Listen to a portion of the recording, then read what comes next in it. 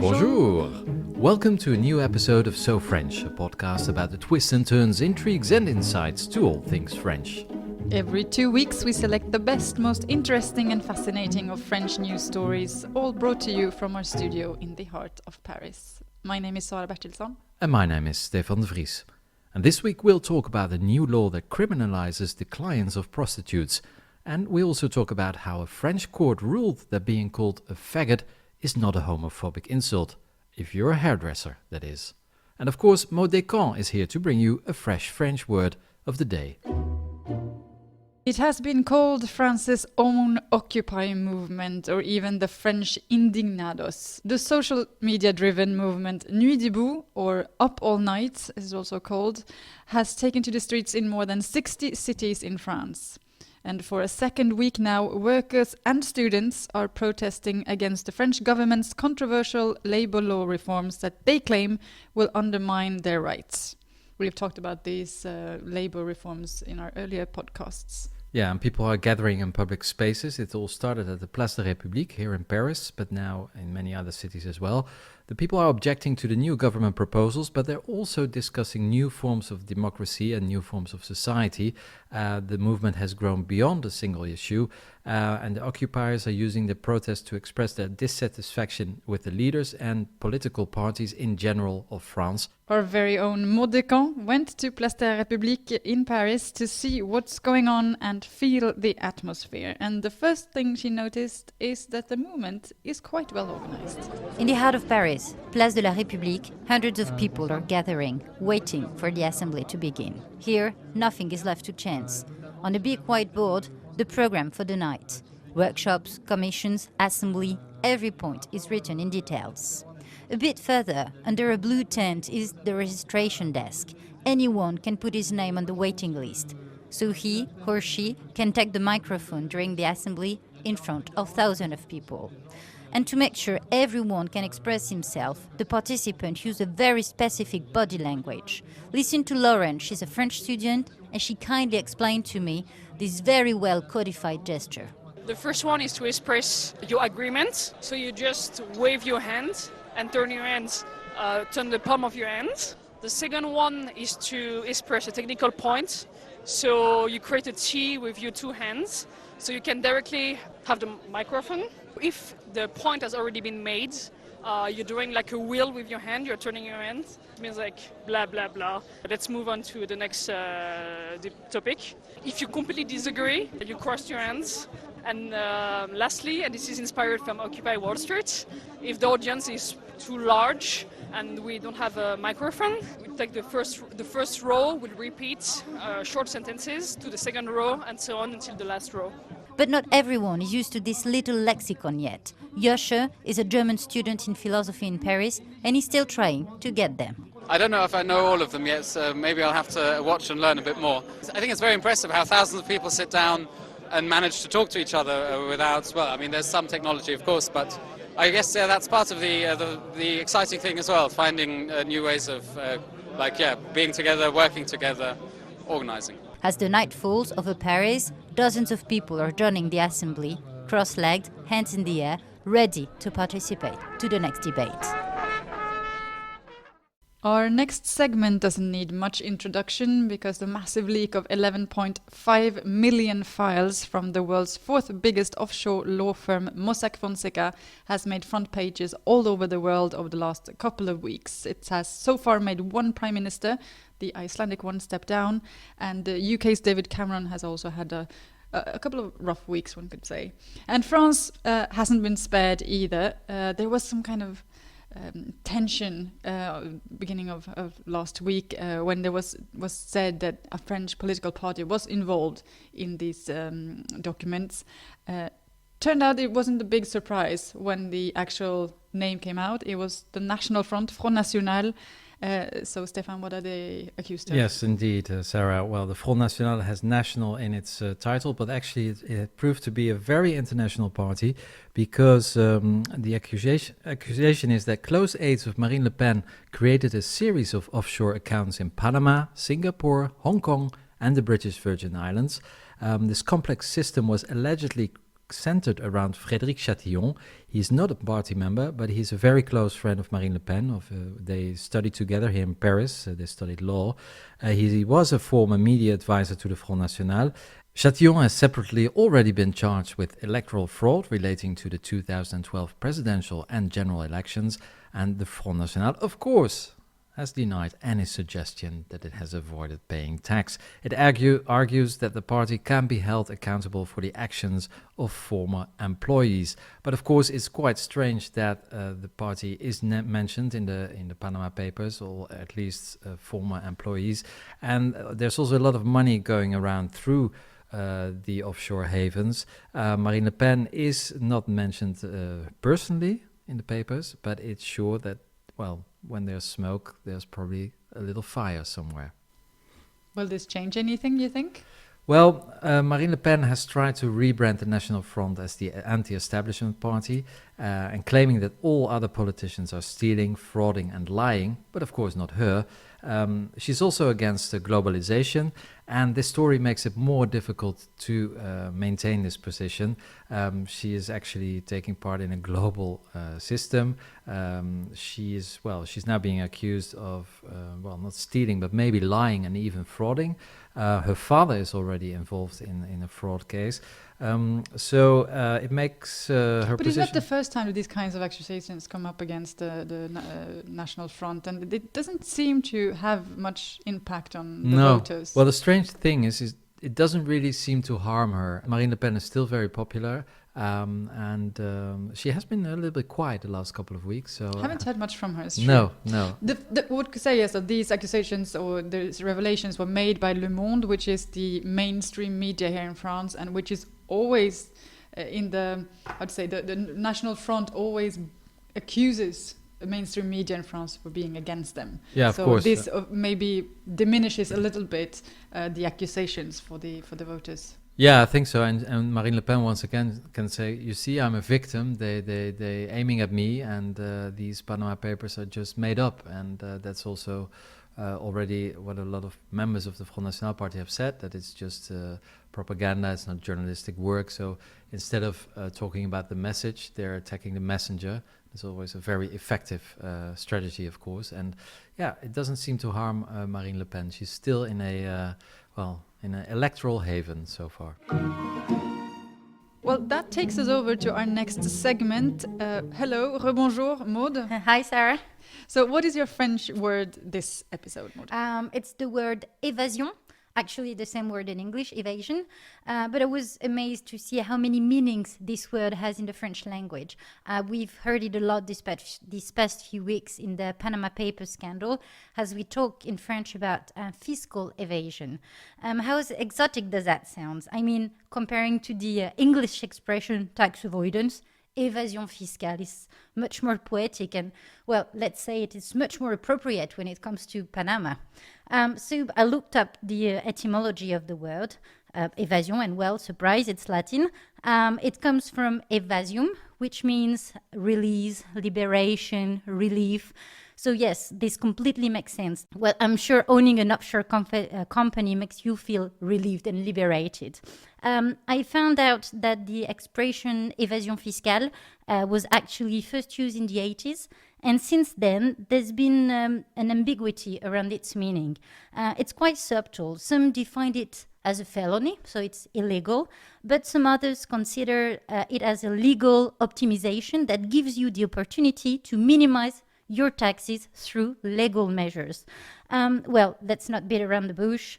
This is a big gray zone. So I looked up and I found another use for the word évasion. Actually, in the French language, évasion is the word we use for jailbreak. And I find this very fascinating. Maybe this meaning of the word évasion could guide us to the side of the gray zone where we should put the évasion fiscale. Well, maybe it is behind the bars that these évasion fiscale people will end up. Thank you very much, Maud, for your chronique.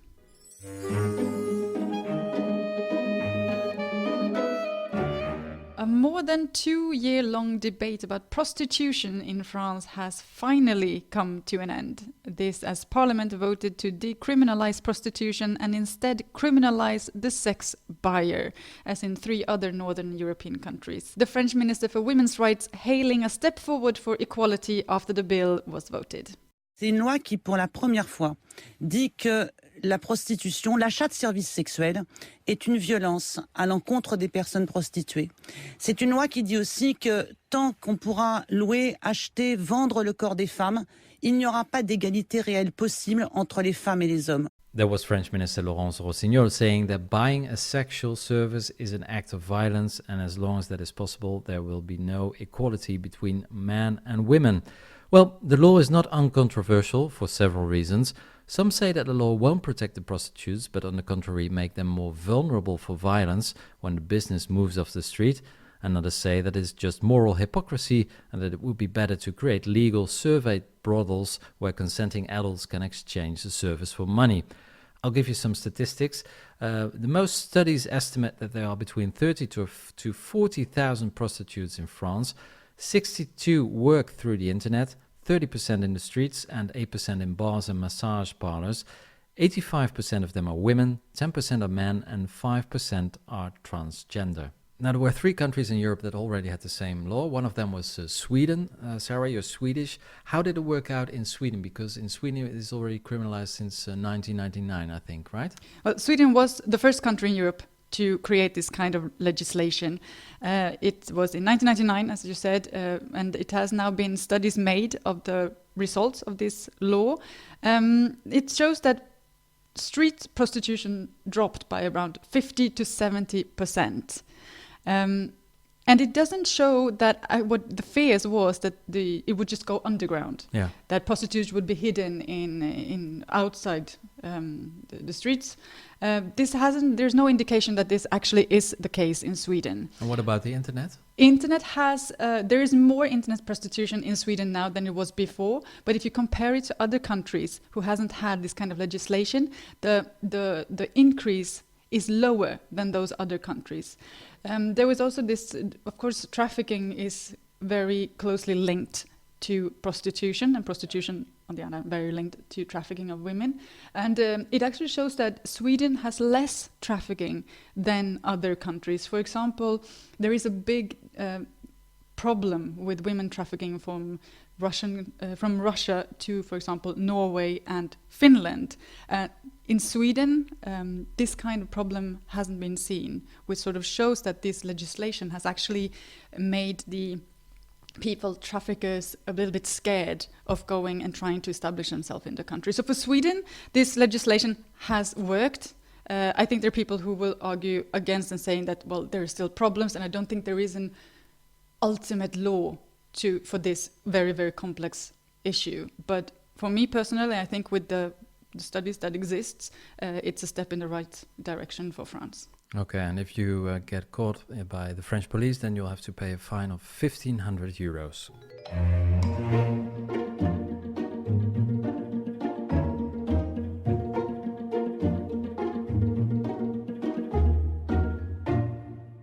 Now, the story that has put social media on fire over the last week is the unbelievable but true story about how a French tribunal came to the conclusion that calling a person a pédé, which is actually a faggot, it's short for pédéraste, is not homophobic. Well, it's not homophobic if you are a hairdresser. Now, what's this about, Sara? Well, this case relates to an employee at a salon who was fired after calling in sick one day. His boss accidentally sent him a text that was meant for another person. But in this text, he called him a faggot, the word pédé in French, as you mentioned. The text from the salon boss said, "I am not going to keep the employee. I don't have a good feeling about this guy. He's a dirty faggot." Well, the hairdresser took the employer to an employment tribunal claiming unfair dismissal. But the court ruled that there was no homophobic motive behind the sacking. Why not? They actually wrote, If we put it in context of the field of hairdressing, the council considered that the term faggot used by a manager cannot be considered as homophobic insult because hair salons, hair salons regularly employ gay people, notably in female hairdressers, and that poses no problem at all. Of course, social media going all crazy about this story, calling this ruling scandalous, of course. One gay rights group called the tribunal brainless. The French Labour Minister has also reacted to this, and she said that she finds it shocking. And it's now said that this employee is appealing the ruling. So we'll see what happens in the future with this case. Yeah, it's a strange court case. Of course, the employment tribunal in France is not a real judge. It's made up of normal people. Did they react? Why they? There has so far been no reaction from the tribunal itself. Okay. But even if you're not a trained judge, I think that anyone should have better judgment than putting something like that in written. And now it's time for our almost traditional sex and sports scandal segment. Sara, what happened this week? Well, this is a story we've been following in earlier editions. It's the famous Karim Benzena, Mathieu Valbuena sex tape scandal. This actually is a case where Karim Benzema, striker in Real Madrid, apparently, and according to some accusations, tried to blackmail, or at least be part of a blackmailing against his French teammate Mathieu Valbuena regarding a sex tape that Valbuena had made with one of his with his girlfriend, and that for some reason ended up in the hands of a friend of Benzema. This whole story went to court. It's still not clear, and this hasn't been judged yet, if Benzema actually is guilty of this blackmailing or being part of this. But in a ruling this week by the head coach Didier Deschamps and the president of the French national football team, Noël De Graat, they decided that Benzema will not play in the Euro 2016 for the French team. So we won't see Karim Benzema, and he announced it to his almost 4 million fans on Twitter. More fans than you? Yeah, more fans than me, yeah. But I don't sell sex tapes, so maybe I should start doing that. But he announced it with a very short message.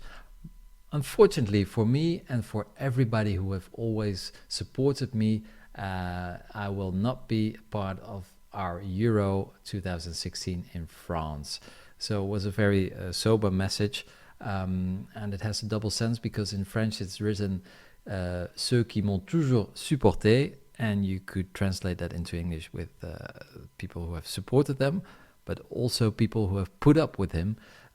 So yeah, I don't know if clearly someone's had enough. Yeah, clearly someone has. Well, it was almost a political issue because the Prime Minister Manuel Valls a couple of weeks ago said that he was not allowed to play in the national football team anymore, and François Hollande, the president, said that it was not a problem if Karim Benzema was still in the team. So the politicians do not agree, but he will not be on the fields in France this summer, and it means that maybe he can just play some friendly matches with the Dutch national team. Who won't be there either. He won't be there either. And that wraps up this episode of So French. You can follow us on Twitter at SoFrenchNews. And if you have any questions or suggestions, please send us an email. Our address is sofrench@sofrench.news. And don't forget to subscribe to our podcast in iTunes or in SoundCloud, and to share So French with your friends. We'll be back in 2 weeks with a new episode, and we'll hope you'll join us then. Until then, thank you. Au revoir.